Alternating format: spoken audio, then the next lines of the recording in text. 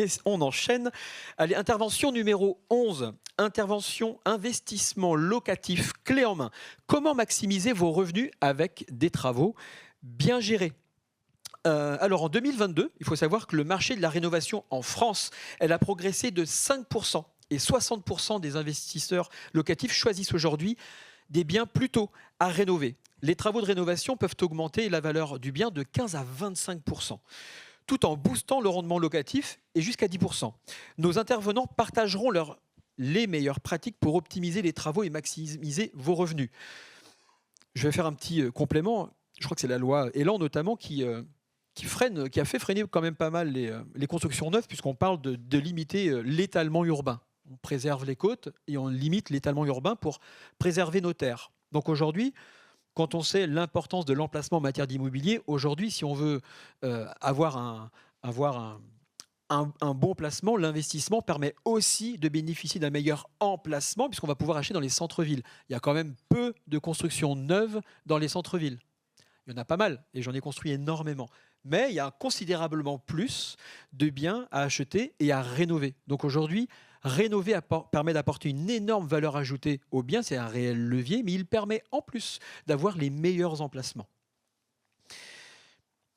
Avant de rentrer dans le sujet, je vais demander à chacun d'entre vous de se présenter. Alexis, si tu veux bien nous dire un petit peu ce que tu fais, qui tu es, sans pour autant rentrer dans le thème, on va avoir tout le loisir de le faire ensemble juste après. Donc bonjour à tous, moi c'est Alexandre, 35 ans, je suis marié depuis bientôt 10 ans. On est en couple aussi sur nos entreprises et puis donc nous on est aussi bien investisseurs mais on fait des rénovations depuis une grosse dizaine d'années ensemble. Audrey ? Du coup, moi, c'est Audrey. Je suis donc mariée à Alexandre depuis bientôt 10 ans aussi. On a un fils de 3 ans. On est franchisé de Rent Company en Vendée, donc sur les villes qui tournent autour de La Roche-sur-Yon. Et effectivement, pour le coup, la rénovation, c'est quelque chose qu'on pratique depuis longtemps.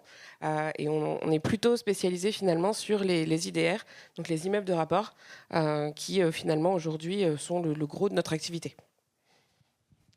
Alexis ? Bonjour à tous, du coup Alexis, 32 ans, papa d'une petite fille récemment.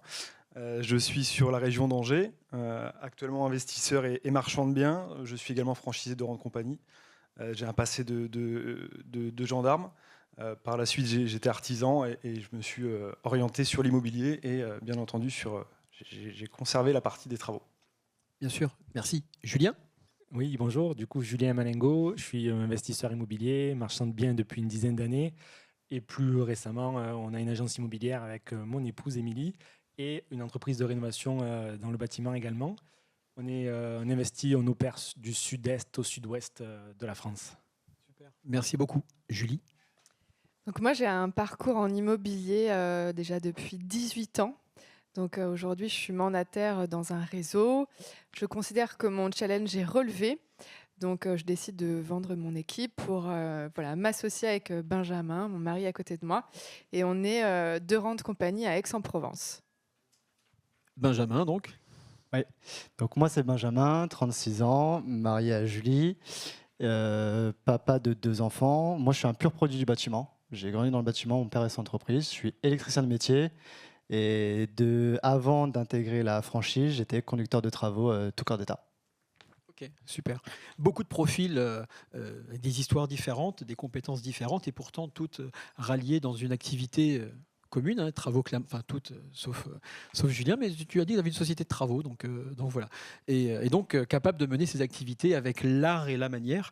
Et donc c'est super. On va rentrer dans le thème numéro 1. La gestion des travaux comme levier de rentabilité. Les travaux bien gérés augmentent non seulement la valeur du bien, mais permettent aussi d'améliorer la rentabilité locative jusqu'à 10% et plus. Quels sont les éléments clés à prendre en compte pour optimiser les travaux et maximiser les revenus ? Donc, je vais vous poser quelques questions en lien avec le thème, bien sûr.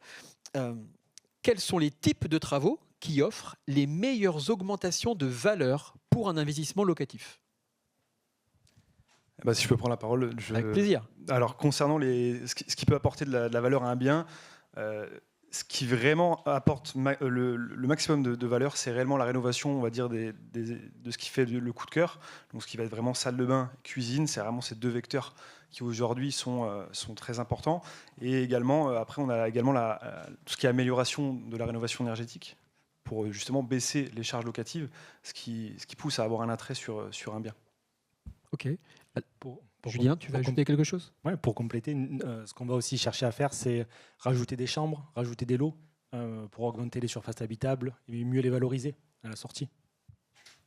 Je pense qu'aujourd'hui, on est aussi amené, pour donner le coup de cœur, à faire aussi attention surtout aux finitions aussi et à l'aspect esthétique à la fin des biens.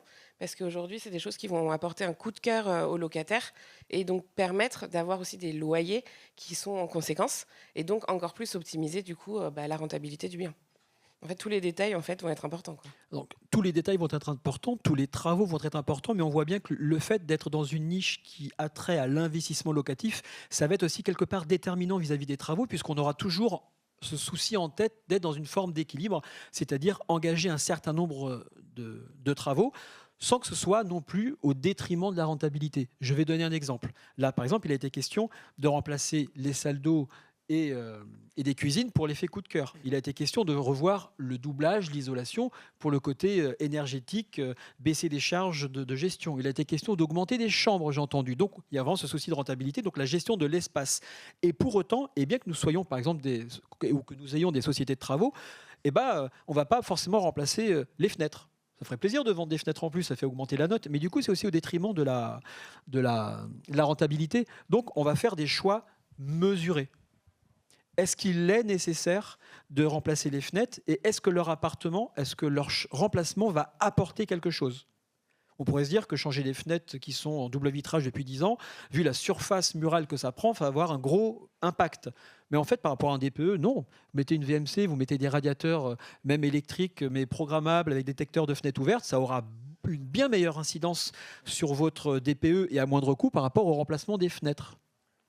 Donc en fait, ce rapport entre la gestion des travaux maîtrisée et entre guillemets, la rentabilité, elle est déterminante et fait beaucoup dans notre capacité à proposer des produits intéressants. C'est qu'on ne va pas faire des travaux pour faire des travaux et vendre des travaux. On va faire des choses mesurées, intelligentes. Et apporter de l'intelligence dans les projets, ça fait toute la différence.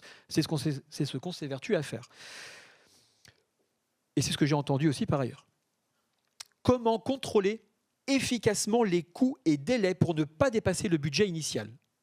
Benjamin, est-ce que tu peux nous en parler un petit peu, s'il te plaît? Ouais. Pour moi, ce point-là, c'est vraiment l'anticipation et l'organisation. C'est le maître mot. Ça fait quelques années que je fais du bâtiment, que j'organise des travaux, et en fait, je me suis rendu compte, avec le temps et l'expérience, que lorsqu'on a un fil rouge, que ce soit pour le propriétaire ou pour les champs de travaux avec des sous-traitants ou nos personnes en interne, tout ce qui est préparé, anticipé, limite l'imprévu. Donc en fait, permet de gagner du temps. Le fait d'avoir un cahier des charges précis pour chaque intervention, chaque lot, permet de cadrer tout ça et de permettre d'anticiper et de ne pas avoir du délai, comment je pourrais dire ça, des dérapages, des choses qui nous font perdre du temps bêtement sur le chantier, quoi. Est-ce que, Alexis, tu veux compléter? Oui, surtout une très bonne analyse des travaux en fait avant d'attaquer, parce que quand on voit le bien, mieux on analyse et qu'on fait le chiffrage vraiment des travaux au plus précis, et moins on a de surprises derrière en fait. Il faut vraiment toujours creuser en fait tout le travail préparatoire, c'est vraiment la clé du succès d'un chantier qui se déroule bien, quoi, finalement. Alors, je suis très d'accord et cette partie préparation, je l'ai défendue peut-être probablement toute ma vie. Et ouais, parce que quand tu serres bien toutes les pièces, toutes les vis de ton wagon, tu as tout le loisir après de le mettre sur les rails et là tu peux pousser fort. Si tu fais un petit peu, si tu prépares ton wagon à la hâte et que tu le mets sur les rails parce que tu es un peu pressé et que tu essaies de le faire pousser, tu vas moins vite, moins loin en faisant des réparations de fortune en cours de route. Et là, c'est pas très joli, je m'excuse, mais je considère déjà qu'on commence à faire les choses, on fait un peu de la merde du coup. Ça veut dire faire les choses non pas pour le mieux, mais à moindre mal. Et finalement, ce que vous exprimez, ce qu'on s'évertue à faire au quotidien, c'est de faire les choses non pas à moindre mal, mais pour le mieux. Parce qu'en fait, il n'existe pas d'autre manière de faire les choses. Il ne devrait pas exister d'autre manière pour faire les choses. Et donc, cette période d'anticipation, de préparation, elle est cruciale, elle est essentielle. Alors finalement, comment contrôler efficacement les coûts? En effet, par de l'expérience. Déjà, plus de 300 lots réalisés par an, on capitalise naturellement beaucoup plus d'expérience que des personnes qui en font quelques dizaines ou ne serait-ce que moitié moins. D'avoir une application qui nous cadre, qui aide, qui facilite, qui rappelle, permet de prendre des engagements, un prix maîtrisé pendant 6 mois au centime près. Voilà. Comment est-ce qu'on maîtrise des délais? Déjà en étant, comment dirais-je, non pas droit dans ses bottes, mais en étant clair en fait. On peut tout dire quand on est droit dans nos bottes et qu'on est clair et qu'on assume. Et c'est ne pas se laisser piéger, avoir l'intelligence ou le professionnalisme de ne pas dire oui bêtement. Est-ce que l'appart, tu peux me le faire en 3 mois? Ouais. Est-ce que je suis capable de le faire en 3 mois? Je peux. Maintenant, est-ce que je vais le faire en 3 mois? Non. Parce que je suis une société, que j'ai un engagement vis-à-vis de plein de clients et que je mets un point d'honneur à respecter tous mes engagements. Et je dois appréhender mon activité, non pas sur votre projet, mais sur l'activité globale. Mettons-nous d'accord sur un délai cadré, carré, clair, net, précis, qui fasse consensus. Et j'arriverai à l'heure. Autrement dit, ne pas se laisser pousser dans les orties, parce que si on finit dans le fossé, de toute façon, ça va se retourner contre nous. Hein? Donc, comment est-ce qu'on fait pour tenir des délais? L'anticipation, la préparation, avoir le professionnalisme de prendre des délais réalistes et pas juste dire oui pour faire plaisir. Vous voulez pas, on fait pas, c'est pas grave. Mais faisons en sorte que tout le monde soit content à la sortie, sans pression. Sans pression, c'est la meilleure des choses à faire. La capacité à pouvoir intervenir beaucoup nous-mêmes sur les travaux. On a un petit peu de sous-traitance, c'est normal, voilà, un peu, mais on a des équipes internes. Et en fait, même que ça se passe pas bien avec une société ou quoi que ce soit, on intervient tout de suite. On a une force de frappe qui tue le problème tout de suite. C'est aussi comme ça qu'on garantit les délais, en fait. L'anticipation, la préparation, avoir des vrais délais et en plus la capacité d'intervenir soi-même.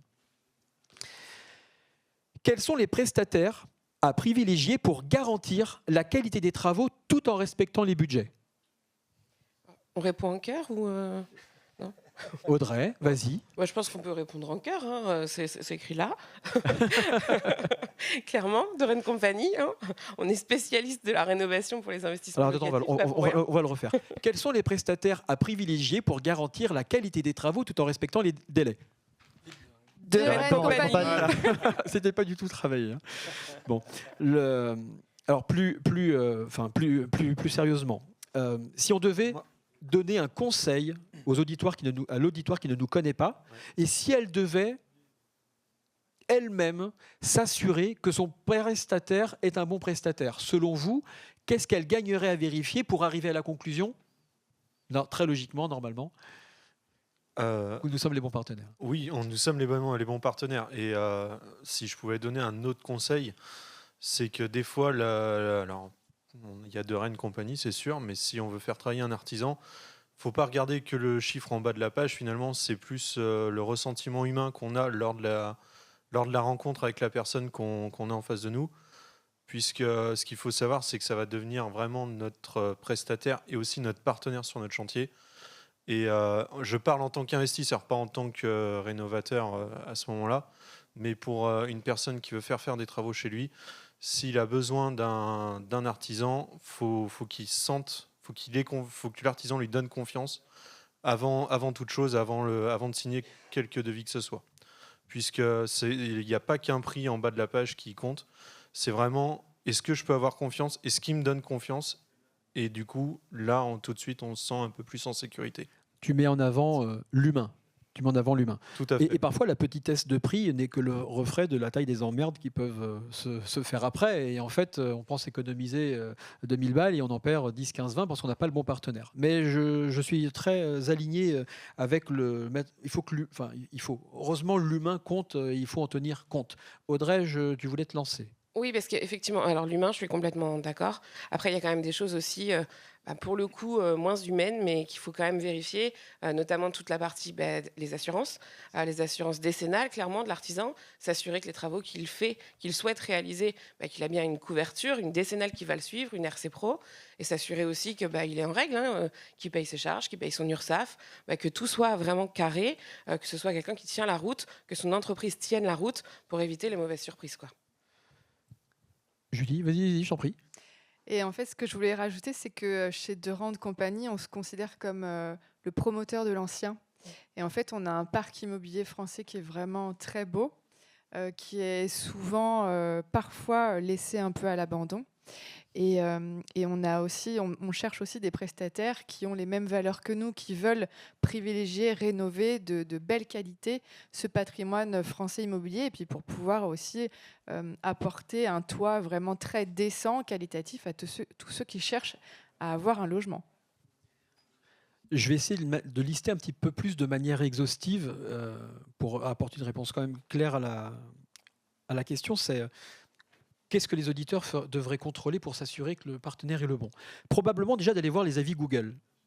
C'est une première source d'indication sur le sérieux de l'entreprise. Ça ne fait pas tout. Parce que on a beaucoup parlé d'humain, mais l'humain, il aime bien retenir que le négatif. Et curieusement, on s'exprime beaucoup plus facilement pour exprimer du négatif que pour donner du positif. Alors évidemment, s'il y a 90 avis et qu'il y en a 89 négatifs, ça traduit quand même quelque chose, hein. Mais s'il y a quelques avis négatifs et au milieu quand même de beaucoup d'avis positifs, ça mérite très largement d'aller gratter et de s'intéresser aux prestataires. Donc probablement que la quantité et la qualité des avis Google serait une première approche. Ensuite, bien sûr, l'humain, la qualité d'écoute, la qualité de conseil, etc. fait également partie des critères. De s'assurer qu'il y a une garantie décennale. Et c'est pas tout. Il faut appeler l'assurance pour s'assurer que la garantie décennale elle est encore en cours. Dans l'absolu, on pourrait tout à fait en prendre un au 1er janvier du mois N, et puis le 2 janvier, la couper. Puis on vous présente une attestation. Là-dessus, maintenant, il faut voir que sur les attestations, souvent, il y a un QR code que les clients peuvent scanner. Et donc, du coup, ils voient en direct, en fait, sans même avoir à appeler, la validité de l'assurance. Mais si on ne le dit pas, on ne peut pas le savoir. Ah, c'est sûr. Hein, en tout cas, le sens de mon propos, c'est de dire qu'il ne suffit pas de récupérer l'attestation qui date d'il y a quelques mois pour dire c'est good. Effectuer ce contrôle, ça fait partie de votre travail en tant que maître d'ouvrage, du coup, propriétaire. Donc, assurez-vous que l'entreprise a eu et a plaisantement là, au moment où vous faites le deal, l'échange, qu'elle est bien assurée, que c'est une entreprise sérieuse. Assurez-vous également qu'elle est à jour de ses déclarations URSSAF. Elle doit vous produire une attestation URSSAF de moins de 3 mois. Il faut savoir que si elle n'est pas à jour de ses déclarations d'URSSAF et qu'elle travaille pour vous, vous êtes susceptible de payer l'URSSAF à sa place. Donc c'est un contrôle plus que nécessaire. Veillez à récupérer également une attestation comme quoi elle n'emploie pas de main-d'œuvre illicite aussi. Ça fait partie des pièces qu'il convient de récupérer.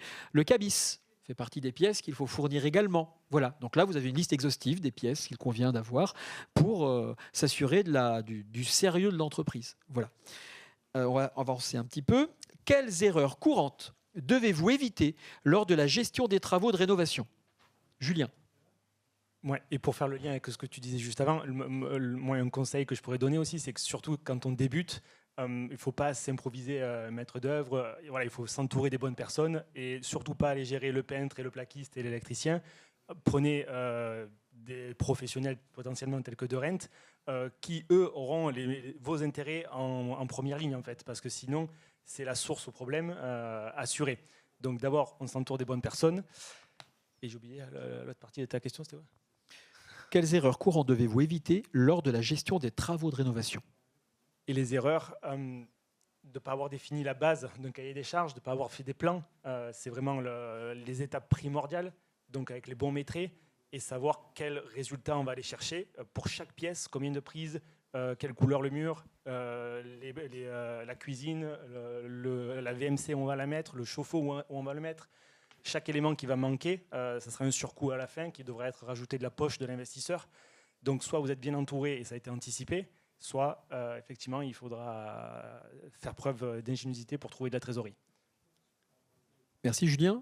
Alexis, quelles erreurs constates-tu régulièrement et qu'on gagnerait à vérifier, à anticiper pour maximiser les chances de faire un projet réussi? Eh ben déjà, dans un premier temps, ce qu'il faut également soulever, ce qu'on n'a pas dit, c'est que sur une rénovation, on part sur de l'ancien qu'on va remettre en neuf. Donc il faut bien comprendre aussi qu'on ne voit pas à travers les murs non plus. Donc ça, on a toujours une problématique là-dessus. Et pour la solutionner, il faut simplement prendre aussi en compte une partie aléa sur le budget travaux, 10-15%. Ça, c'est vraiment quelque chose de très important à prendre en considération parce que ça peut aller très très vite. Alors, quand on parle d'un studio, ça va, le budget, on peut l'entendre. Par contre, quand on parle d'un immeuble, tout de suite, 5, 6, 7, 8 lots, la moindre chose, un plancher à refaire, Une charpente, une toiture, ça va très très vite. Et si on ne l'a pas anticipé dans le budget, ça peut déjà poser problème. Comme le dit Julien et comme l'a dit Benjamin également, la rédaction du cahier des charges, la préparation, plus la préparation elle est fidèle et respectée, plus le chantier va se dérouler. Si maintenant on ne néglige pas la partie suivie, qui est très important également, parce que sur le chantier, on peut vite se faire déborder par les artisans. T'as pas vu une prise là ? Je te rajoute ça ici, je te fais ça là. Tout de suite, le budget va loin. Donc si on respecte ce qu'on a dit et que le travail préparatoire a été présent, logiquement, ça devrait plutôt bien se passer. La période de préparation, elle est pépite. C'est essentiel, essentiel, essentiel. Et de rester en communication entre l'artisan et le client, c'est essentiel aussi. C'est un petit peu comme dans les couples, finalement, les problèmes, ils naissent plus parfois de la communication qu'autre chose. Donc se dire les choses, c'est important. Eh bien, lorsqu'on cale le projet, eh bien, on est dans l'échange et on se pose des questions, on vérifie, vous préférez comme ci, comme ça, est-ce qu'on n'a rien oublié, machin, machin. Et même nous, par rapport à nos intervenants, on s'écrit tout, on fait tout en vidéo, on se fait un cahier des charges. Il faut savoir qu'un cahier des charges, il peut faire d'une dizaine de pages à plus d'une centaine de pages, suivant que ce soit un studio ou un immeuble de rapport. Et en fait, pour chacune des étapes, je rappelle qu'on développe tous les projets en 10 étapes. La démolition légère, la préparation, les menuiseries extérieures, le placo, l'électricité, plomberie, salle d'eau, parquet, peinture, cuisine, les étapes un petit peu... co-traitance en effet, une charpente, couverture, mais ça va être géré en extérieur, mais je vous rassure, on va se poser beaucoup de questions sur le sujet, mais épauler nous-mêmes de sachants, tout comme les clients s'entourent de nous en tant que sachants pour tout le reste, et ensuite, bien sûr, l'ameublement. Et donc, on passe au peigne fin l'intégralité des lots. On va venir décrire avec précision à l'intérieur de chaque lot un descriptif précis de ce qui est prévu, et puis on va rentrer dans l'échange bien sûr avec le client pour s'assurer qu'il ne faut pas changer une petite virgule pour que ce soit encore mieux ou que ça réponde encore mieux aux attentes. Et en plus on va le faire aussi en vidéo, comme ça s'il y a du mal à lire, normalement grâce à YouTube, en tout cas on s'est bien écouté. Et voilà comment en partie on déjoue une partie de la gestion des travaux, c'est en se disant tout grâce à la clarté, en communiquant bien, en étant très clair, en ayant tout anticipé. Si je peux me permettre de rajouter une petite chose, des fois, attention aussi à l'erreur, c'est que souvent, le pas cher finit par coûter cher. Et ça, il faut y faire attention quand on n'a pas forcément l'habitude de rénover, surtout dans le locatif. On peut avoir tendance à vouloir mettre, par exemple, quelque chose de vraiment pas cher, un équipement vraiment pas cher. Puis un locataire plus tard, c'est fini, c'est cassé, c'est en panne, il faut changer. Finalement, il faut le faire 2 fois. Donc ça finit par revenir plus cher. Donc il faut trouver un bon équilibre, mais attention, parce que des fois, le pas cher peut coûter très cher au final. Oui, et si je peux me permettre, justement, c'est l'avantage qu'on a chez Doran Company, c'est qu'on a une offre qui est complètement standardisée. Donc en fait, on pose à chaque fois le même produit dans des déclinaisons différentes, ce qui permet à l'investisseur de choisir et de personnaliser un petit peu son bien. Mais c'est aussi un gros avantage pour nous en tant qu'entreprise du bâtiment, c'est qu'on pose toujours le même produit, on connaît sa façon de le poser, on connaît sa solidité dans le temps. Et ça, s'il peut en avoir, on fait remonter à nos fournisseurs parce qu'on achète en gros. Et ça aussi, c'est un super avantage pour les personnes qui souhaitent investir. Ça permet de garantir la pérennité de l'ouvrage. En effet, ce qui ne coûte pas cher finit par coûter cher. Donc mettons des bons produits, d'accord ? C'est aussi respecter le client et c'est gage de pérennité. Hein. Puis les travaux, quand ils sont engagés, ils font l'objet d'un financement. Donc ils sont prévus dans l'emprunt. Si vous mettez des produits pas adaptés, ils vont se détériorer plus vite et pour le remplacer, vous serez en décaissement de trésorerie. Donc c'est presque aussi pas une dépense, c'est presque un investissement que de poser des choses qui sont pérennes, solides et qui tiennent bien dans le temps. Les stratégies d'économie et d'optimisation des coûts. Je rappelle que nous étions sur la gestion des travaux comme levier de rentabilité. Ça vient valoriser le bien. On achète à un prix très négocié parce que précisément, il y a des travaux à faire et des travaux bien gérés viennent valoriser le bien. Et c'est comme ça qu'on va chercher à la fois de la rentabilité et de la plus-value latente suivant les secteurs. Une fois qu'on a bien géré ces aspects-là, finalement, on va parler des stratégies d'économie et d'optimisation des coûts. En moyenne, les investisseurs qui optent pour des travaux clés en main réalisent des économies de 20% sur les coûts. Comment organiser et structurer ces travaux pour optimiser les coûts, justement, tout en garantissant un rendement maximal ?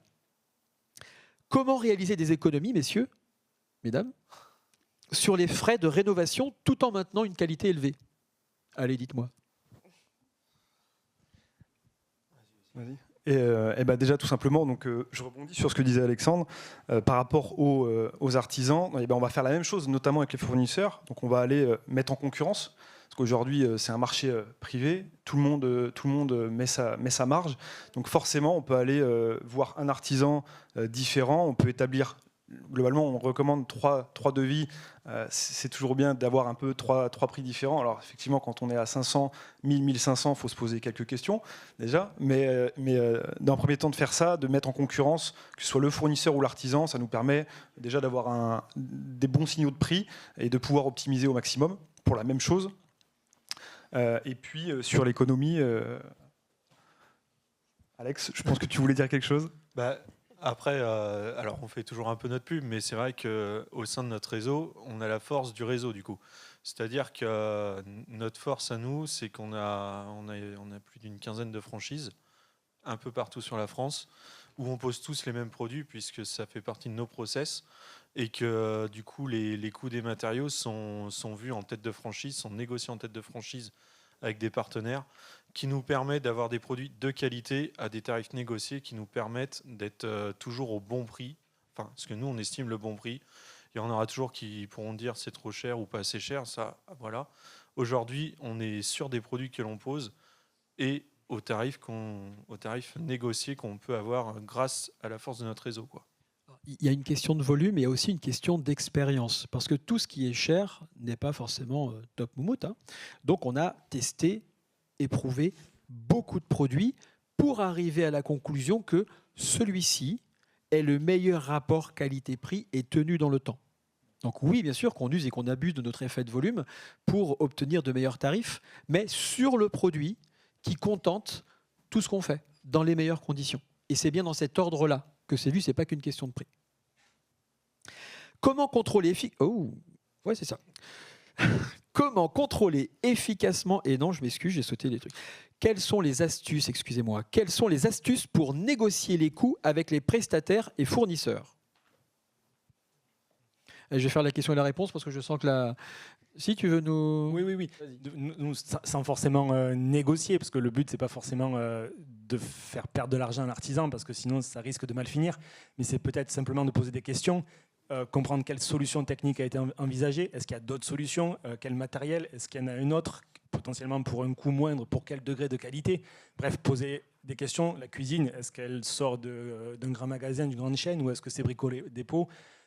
Rentrer dans le détail du devis et voir quel choix arbitrairement peut être effectué dans une certaine gamme par rapport à un certain ratio de qualité, mais comprendre combien de prises, par rapport à ce cahier des charges, quelle marque d'électricité, quelle marque de robinetterie vont être utilisées, de façon à rester qualitatif sans forcément prendre le fournisseur habituel de l'artisan qu'on ne connaît pas, chez qui potentiellement il a des marges arrière. Donc voilà, tout est possible. Il faut rentrer et mettre le nez dans le devis et avoir le détail sur les devis du matériel et poser des questions sans forcément essayer à ce que ce soit moins cher. Simplement changer la solution technique peut amener des économies. Bien sûr. Je pense que le volume est une aide à la négociation. Puisque la question a trait aussi vis-à-vis des fournisseurs. Forcément, quand on présente 300, 400, 500 logements à l'année, quand on ne représente que 2 appartements, on n'a pas le même poids. Donc naturellement, le volume va être une aide à la négociation. Ça, c'est la première chose. Et la deuxième chose vient de m'échapper. J'avais une autre... quelles sont les astuces pour négocier les coûts et les prestataires? La facilité qu'on permet. C'est-à-dire que lorsqu'on sous-traite une partie des travaux, on a une manière de travailler qui facilite l'intervention de nos intervenants. Par exemple, si on fait venir faire venir une entreprise pour poser le parquet, elle va aimer travailler avec nous parce qu'on fournit de bons produits, faciles à travailler. Elle ne va pas perdre de temps. Elle est contente de travailler avec de bons produits. En plus, lorsqu'elle arrive, le parquet il est déjà livré dans la pièce. Donc elle gagne en pénibilité. Et ce sont des choses qui se veulent facilitatrices par rapport à des fournisseurs et des intervenants et qui font que ça aide à cadrer des travaux et à se faire en sorte qu'ils se passent bien de la meilleure des façons. C'est sûr. Et pour compléter ce que tu dis, l'avantage du sous-traitant qui peut travailler avec nous, c'est que lui, il n'a pas d'avance de trésorerie à faire finalement. Il vient, c'est sa main-d'œuvre qui va nous facturer, et je dis une bêtise, mais le chantier dure une semaine. Le lundi d'après, il fournit sa facture. Dans les 48 heures, normalement, la facture elle est réglée, quoi. S'il n'y a pas de litige, si tout est OK, il n'y a pas d'histoire. C'est pour ça qu'aujourd'hui, avec nos sous-traitants, ça reste assez clair, assez fluide, puisque finalement, pour eux, c'est facile de travailler avec nous. Ils ont pas, comme tu dis, toute la gestion du produit à amener sur le site. On fournit de bons produits. Ils n'ont pas de décaissement de trésorerie à avancer, contrairement des fois à des particuliers lambda qui disent ah ben oui, je vais payer, et puis finalement il se passe un mois et demi. Bien sûr. Eux, ils ont tout payé, ils ont payé leurs salariés, et finalement ils ont rien du tout, quoi. Bon, ça c'est pour le coût. On fait appel à de la sous-traitance ponctuellement, mais même en interne, les personnes qui travaillent pour nous sont super contents de travailler avec des bons produits. C'est-à-dire que dans leur quotidien, c'est top. Ça participe, je pense, à fidéliser et ne pas avoir des gens qui passent chez les sociétés à côté parce qu'elles paieraient quelques centimes de plus de l'heure, etc. Heureusement, les salariés adorent travailler avec nous pour l'ambiance, pour la qualité des projets, parce que c'est toujours chouette de faire des beaux projets, mais également pour la qualité des matériaux qu'on met en place, etc. Si on passe à la question suivante, quel type de travaux génère le meilleur retour sur investissement à long terme ? Julien l'a soulevé tout à l'heure, c'est l'optimisation des espaces. Je pense que c'est un point qui est vraiment pas négligé, notamment pour apporter une valeur au bien, de passer d'un studio à un T2, d'un T3 à un T4. C'est vraiment des optimisations qui permettent d'apporter vraiment une plus-value importante sur un bien. Et tu en parlais tout à l'heure, le doublage, l'isolation, la redistribution des pièces, mettre de bons matériaux, c'est autant de choses qui garantissent une pérennité dans le temps et qui viennent rapidement valoriser en effet le bien. Comment équilibrer la rentabilité immédiate avec la valorisation long terme grâce aux travaux ? Nous, ce qu'on va chercher de faire, c'est souvent des travaux de seconde œuvre qu'on appelle. Donc, on va souvent peut-être prendre des maisons dont la façade est déjà propre, entretenue, la toiture en bon état, il n'y a pas de fuite. On évite ces travaux de grosses œuvres qui coûtent cher, qui prennent du temps. Et on se concentre sur l'agencement, sur le DPE pour minimiser le coût et pour aller chercher encore une fois le meilleur produit. Choisir quel type de travaux faire, sur quel type de bien a une grande importance sur la rentabilité du projet au final. C'est vrai que la question est un tantinet redondante par rapport aux toutes premières questions qui ont été posées. En effet, c'est toujours un choix. Il faut faire le bon choix entre les travaux à engager, les niveaux de travaux à engager et la rentabilité attendue. Faire des travaux pour faire des travaux. Je reprends un petit peu mon exemple sur les menuiseries extérieures tout à l'heure. Les remplacer pour les remplacer parce qu'elles semblent... Parce qu'elles ne sont pas neuves, ça n'a aucun intérêt s'il n'y a pas d'apport au sens premier du terme, si ça n'apporte pas quelque chose vraiment au projet. Un double vitrage de 10 ans est suffisamment performant et leur remplacement sera cher mais n'apportera pas grand-chose au DPE par exemple et n'aura qu'un impact négatif sur la rentabilité. Donc un petit peu comme expliqué tout à l'heure, finalement, c'est la gestion de l'espace, l'optimisation de l'espace. Une maison d'habitation, par exemple, dans laquelle on crée un immeuble de rapport, faire les parties communes les plus petites pour maximiser l'utilisation de l'espace, doublage, isolation, avoir, bien sûr, mettre de la ventilation mécanique contrôlée, etc., etc. Ça, oui. Donc, c'est ce choix à chaque fois cornélien entre le niveau de travaux à engager pour obtenir un résultat pérenne tout en maximisant les gains, la rentabilité du projet. Je m'excuse, on arrive déjà sur la fin de l'intervention. J'ai vu le petit signe, on va pouvoir conclure. Pour conclure, finalement, nous avons vu que les travaux bien gérés sont un véritable levier pour maximiser la rentabilité locative. Une bonne planification des coûts, des délais et la sélection minutieuse de prestataires permettent de booster vos revenus sur le long terme. Cela fait partie intégrante d'une stratégie d'investissement clé en main qui assure des revenus stables et pérennes. Merci à toutes et à tous. Merci à Alexis, Audrey, Alexis, Julien, Julie, Benjamin.